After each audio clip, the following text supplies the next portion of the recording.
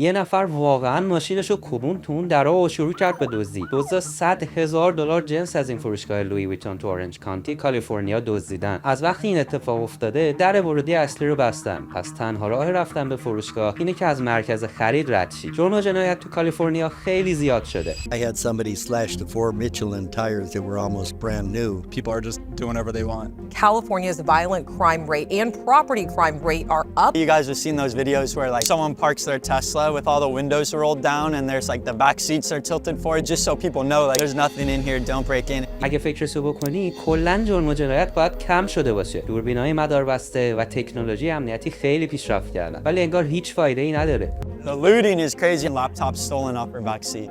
Retail crime, which costs the state billions every year. تو کل آمریکا داره تریلیون ها دلار ضرر میزنه. I worked retail, so all kinds of people walking in all times of the night. بیشتر مردم یه تغییری رو تو قانون کالیفرنیا مقصر میدونن که مجازات دزدی رو کم کرد و تو بعضی موارد اصلا مجازاتی وجود نداره. Smash and grab of the Louis Vuitton store there in Union Square. They're actively looking for about 30 people who are trying to break into other stores. And they get to walk out of the store with everything. Are we supposed to fight them? Are we supposed to like incite more violence? خرده فروشا مجبورن استراتژیشون رو عوض کنن و الان فروشگاه‌ها و پاساژها مجبورن امنیت و دیوونه‌وار زیاد کنن یا قفل بزنن به فریزرها. پس اگه می‌خوای یه چیز یخزده بخری، باید یکی رو صدا کنی تا کمکت کنه و تو بعضی موارد ارزان‌تره که کلاً فروشگاهتو ببندی. It is closing 5 more stores amid high retail theft in the city. این افزایش جرم و جنایت نه تنها یه مسئله امنیتیه بلکه یه مسئله سیاسی هم شده. I mean, it shouldn't happen in general, but I'm sure people have like their reasons or like what they want to stand for. So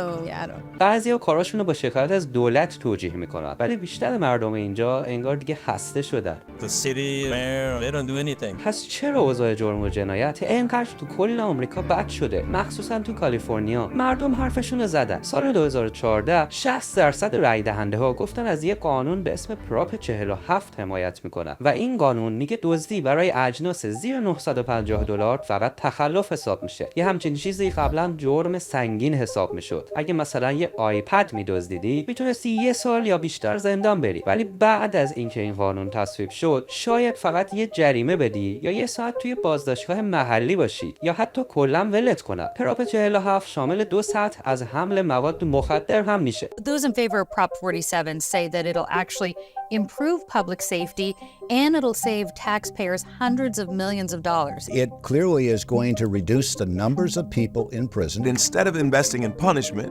we're investing in people. ولی چیزی که قرار بود پول مالیات رو پس‌انداز کنه باعث شده خیلی از کسایی که باهاشون مصاحبه کردم حس ناامنی و عصبانیت کنن. People can go in and shoplift, and as long as they shoplift under $950, can't do a damn thing to them. A lot of them would just walk away out of the store with like huge case of beer or whatever, and they're not stopped. And that's the problem where we're afraid to touch, we're afraid for other issues, so we don't stop them, we let them go. منتقدان میگن پراپ 47 یه راه در رفتن مجانی از زندانه و وقتی یه دزد رو بعد از دستگیر شدن ول میکنی احتمالاً دوباره دزدی میکنه. The one person got arrested 3 times in the same day for stealing car. He got busted 3 times in one day and they still put him out on the street. Now that's totally ludicrous. When you don't have consequences for actions, people just kind of come in and start thinking that they can do whatever they want and that we're free, so therefore nobody's going to stop us. و توی یه اتفاق عجیب پلیسا شاید خوشحال بشن اگه ارزش دزدی بیشتر از $950 باشه. I had somebody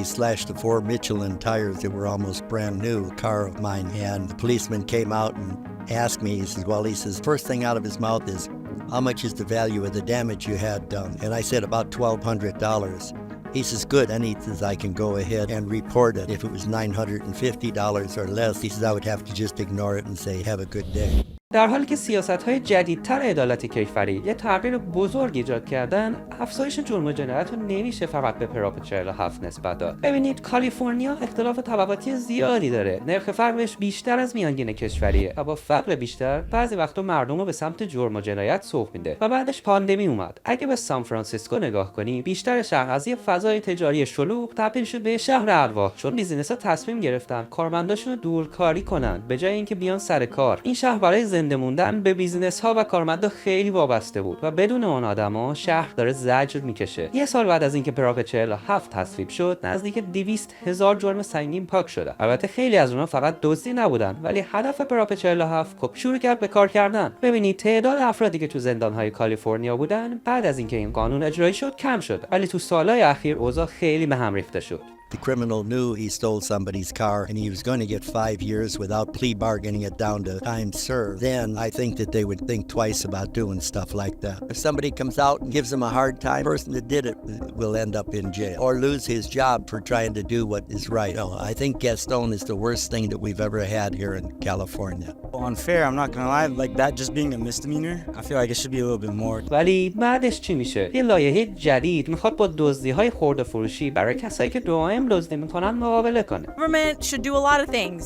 They should fix a lot of problems and they're not doing any of that. I think it's just up to us the people, right? خرده فروشی‌ها یه قرارداد تبادل اطلاعات امضا کردن که امیدوارن همکاریشون رو با پلیس بهتر کنن. Change that, make it a little more strict so people can't stop looting.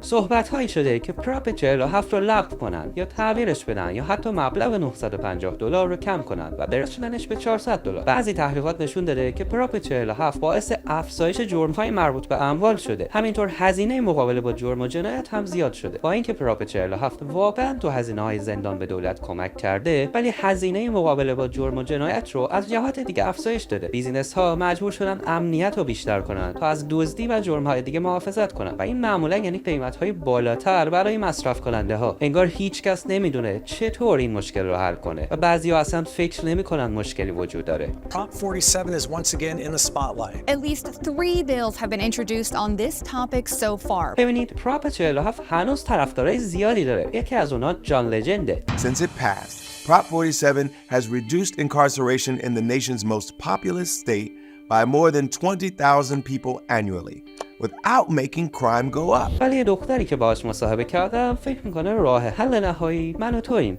We the people should be the ones that are stepping up to this and just like not be afraid to just step in and just say like, hey, this is not okay.